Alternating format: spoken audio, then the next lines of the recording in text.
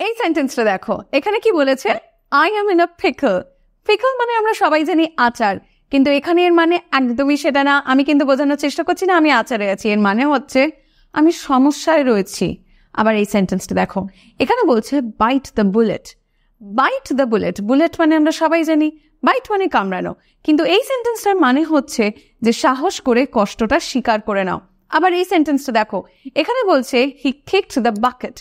Bucket মানে আমরা জানি বালতি, কিক মানে আমরা জানি লাথি মারা, কিন্তু হি কিকড দ্য বাকেট এর মানে হচ্ছে সে মারা গিয়েছে। আবার এটা দেখো, এখানে বলছে I am head over hills for her. Head over hills for her তার মানে কি? এর মানে হচ্ছে আমি তার প্রেমে হাবুডুবু খাচ্ছি। কি যেগুলো ভেবেছিলে তার ঠিক উল্টো মানেটাই পেলে, তাই তো? Exactly, amazing right? সো আজকে আমরা কাজ করব এরকমই কিছু সুন্দর short, smart and native English sentences এর উপরে। এই সেন্টেন্সগুলো দেখে নিশ্চয়ই এখনো পর্যন্ত তোমরা বুঝতে পেরে গেছো যে এগুলো কোনো বুকিশ ইংলিশ নয়।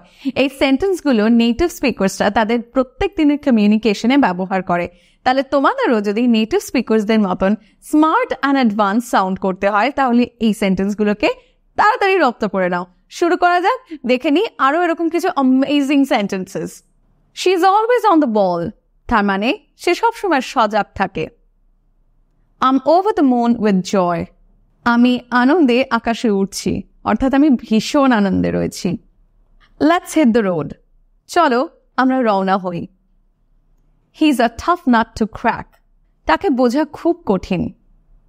I'll keep you in the loop. আমি তোমাকে আপডেটেড রাখব। Let's catch up sometime soon. চলো আবার শীঘ্রই দেখা করা যাক। It's a piece of cake. এটা খুবই সহজ। I'm feeling under the weather. আমার শরীর ভালো লাগছে না। Break a leg. শুভকামনা রইল। Let's call it a day. আজকের মতন এখানেই শেষ করি।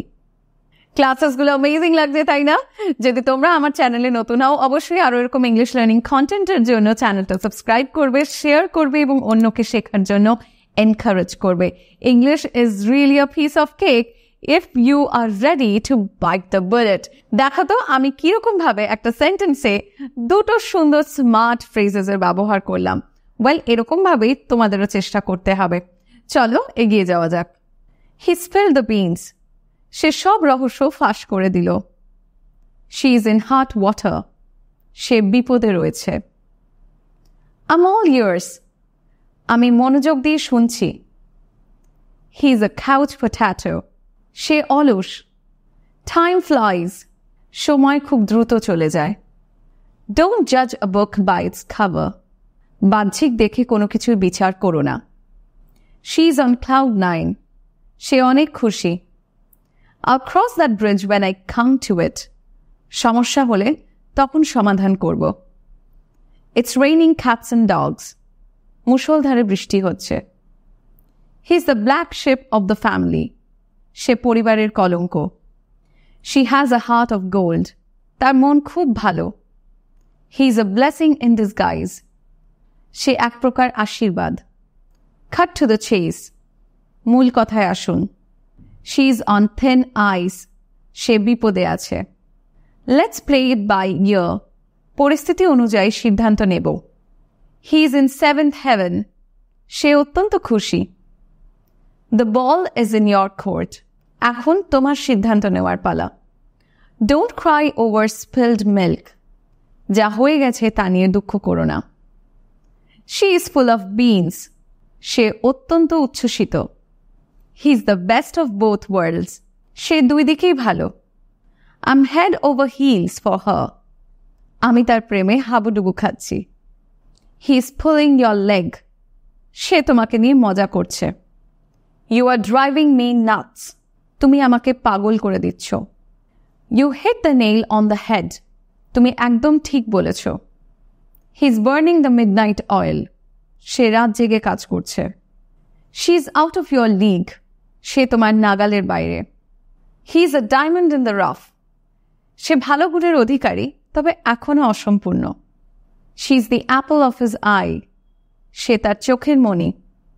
He has a chip on his shoulder. সে সবসময় রেগে থাকে। I'm over the hill. আমি বয়স্ক হয়ে গিয়েছি। He is the jack of all trades. সে অনেক বিষয়ে পারদর্শী। It's the tip of the iceberg, এটি বড় সমস্যার একটি ছোট অংশ। She is the life of the party, সে পার্টির প্রাণ। He is in a league of his own, সে নিজেই নিজের শ্রেণীতে। কি যেরকমটা ভেবেছিলে ক্লাসটা তার থেকেও বেশি সুন্দর হয়েছে, তাই তো? আমি জানি। চট করে যাও, কমেন্ট সেকশনে লিখে জানাও তোমাদের আজকের ক্লাসটা কেমন লেগেছে। আরও এরকম ক্লাসের জন্য আমার চ্যানেলটা সাবস্ক্রাইব করো। অলরেডি সাবস্ক্রাইব করে থাকলে লাইক করো, শেয়ার করো এবং অন্যকে ইংলিশ শেখার জন্য এনকারেজ করো। তাদেরকেও বলো যে ইংলিশ কতটা সুন্দর এবং কতটা ইজি হতে পারে। চলো, তোমাদের সাথে দেখা হচ্ছে আবার পরের ভিডিওতে নতুন কোনো অ্যামেজিং কন্টেন্ট নিয়ে। Until then, stay connected guys and keep watching.